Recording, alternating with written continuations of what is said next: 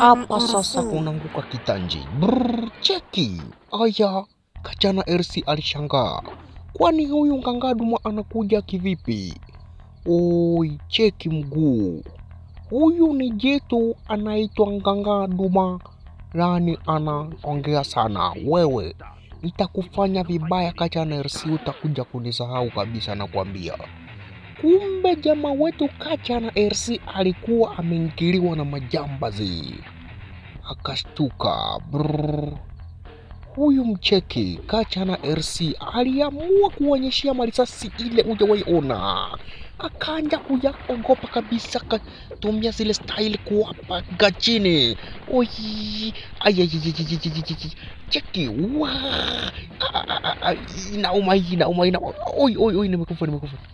Wewe Marisgezeni kuisha kaweka mengine tena. Ni nani yote alishambuliwa ila alinua kichwa kawamnyeshia marisasi kuonyeshia. Oi, kumbe marisasi na uma sana hivi.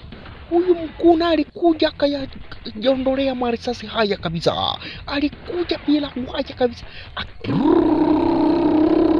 Ruka, asante sana. Kwenye mitungi wa gesti. Hoi. Ya kakanyaka mtunga gesti akautupia huyu. Huyu jamaa aliamua sasa amurushie kiazi. Jamaa wetu Kachana RC akakidandia na kukirusha huko tena pande zake. Asante sana. Jamaa wetu akajirelax kwanja kidogo. Huyu ni wazimu waya. Paka kiongozi cha magaidi aliona akaamua apige simu adungie wengine Ngangaduma wakuje.